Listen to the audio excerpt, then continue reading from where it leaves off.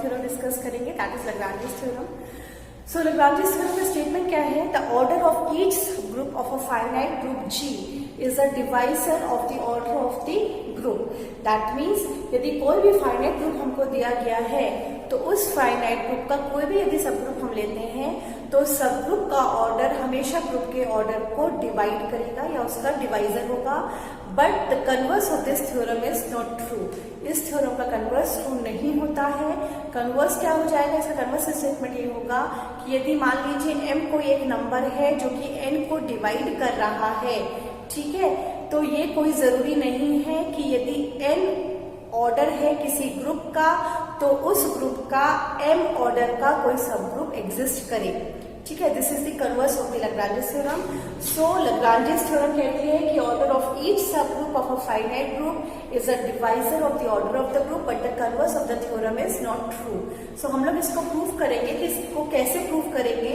सो यदि मान लीजिए आपको कोई भी एक ग्रुप दिया गया है G जिसका की ऑर्डर सपोज n है, ठीक है, H G का कोई भी एक सब ग्रुप है एंड हम मान लेते हैं कि ऑर्डर ऑफ H क्या है? M है। तो हमें क्या प्रूव करना है? हमें प्रूव करना है कि M जो है is a divisor of N। M N को डिवाइड करेगा, ये हमें प्रूव करना है। Now since G is finite and H is a सब ग्रुप ऑफ G और हमको H को ऑर्डर M दिया गया है, तो हम मान लेते हैं कि H में जो एलिमेंट्स हैं वो है H1, H2, HM, मतलब H में M डिस्टिंक्ट एलिमेंट्स हमको मिल जाएंगे।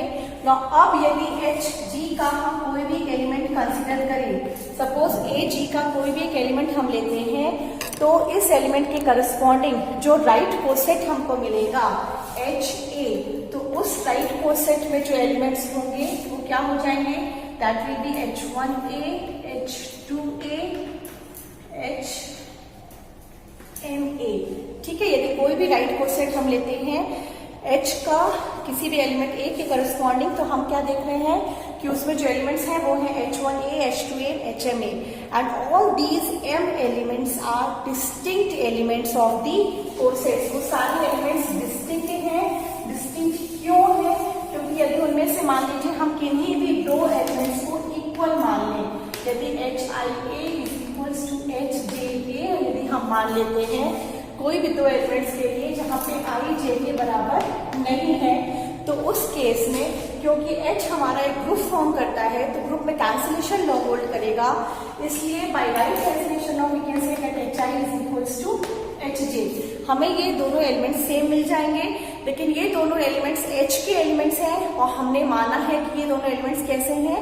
डिस्टिंक्ट एलिमेंट्स हैं। तो इसलिए हम ये कह सकते हैं कि जो हमने कोसेट बनाया है उस कोसेट में कितने एलिमेंट्स हैं? उसमें M डिस्टिंक्ट एलिमेंट्स एग्जिस्ट करेंगे। ठीक है, तो किसी भी राइट कोसेट में कितने एलिमेंट्स होंगे? M डिस्टिंक्ट एलिमेंट्स होंगे। नाउ सिंस G आपको एक फाइनाइट ग्रुप दिया गया है, इसका मतलब उसमें नंबर ऑफ एलिमेंट्स फाइनाइट हैं। नंबर ऑफ एलिमेंट्स फाइनाइट है, तो यदि हर एलिमेंट के करस्पॉन्डिंग आपको एक कोसेट मिलेगा तो वो कोसेट्स भी कैसे होंगे? फाइनाइट होंगे। सो हम मान लेते हैं कि मान लीजिए K आपको डिस्टिंक्ट या फाइनाइट राइट कोसेट्स मिलते हैं।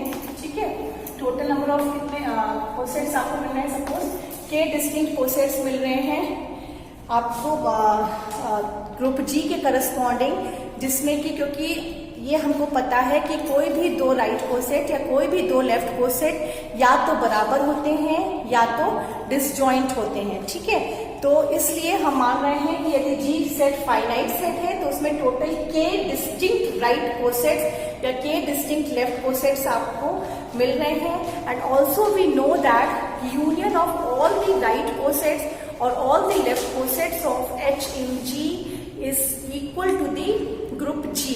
मतलब G के सारे राइट कोसेट्स का यूनियन जो है वो G के बराबर होता है। तो इसका मतलब ये हम कह सकते हैं कि यदि G में total K distinct right cosets या लेफ्ट कोसेट्स हैं तो उन सब का यूनियन किसके बराबर होगा? G के बराबर होगा। मतलब G is equals to HA1 union HA2 and so on union HAK। ठीक है, जहाँ पे HAIs क्या है? HAIs आपकी कोसेट्स हैं और क्योंकि कोई भी दो राइट कोसेट या तो आइडेंटिकल है या डिसजॉइंट है, इसलिए total number of distinct right cosets हमने कितने लिए हैं, k लिए हैं. Now this means that number of elements in group G, ठीक है, number of elements in G is equal to the number of elements in set HA1 plus number of elements in coset HA2 and so on, plus up to number of elements in HAK.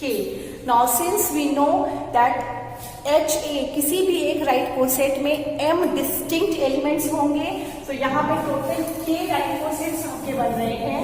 सो यहाँ पे ये हो जाएगा this will be equals to k into m and number of elements in G आपको दिया गया है n के बराबर, n is equals to k m, that means k is equals to n by m. So thus we have proved that m is a divisor of n. तो ये prove हो गया कि यदि कोई भी फाइनाइट ग्रुप आपको दिया गया है तो उस ग्रुप के कोई भी सब ग्रुप यदि हम ले लें तो सब ग्रुप का ऑर्डर ग्रुप के ऑर्डर को डिवाइड करता है, विच proves our Lagrange's theorem. Now we will prove that the converse of the Lagrange's theorem is not true, and this we will prove by giving one counter example. Now we will prove converse of Lagrange's theorem is not true by giving one counter example. So converse of Lagrange's theorem का क्या है कि यदि m is a divisor of n, ठीक है, then it is not necessary that G, which is a group of order n, have a subgroup of order m. ठीक है, मतलब यदि m कोई भी नंबर है जो कि n को डिवाइड करता है, तो यदि कोई G ग्रुप है जिसका ऑर्डर n है, तो ये जरूरी नहीं है कि G का कोई सब ग्रुप एग्जिस्ट करे जिसका कि ऑर्डर क्या हो, m हो. तो इसको प्रूव करने के लिए, इसका काउंटर एग्जाम्पल देने के लिए हम एक एग्जाम्पल ले रहे हैं ऑफ ग्रुप सिमेट्रिक ग्रुप.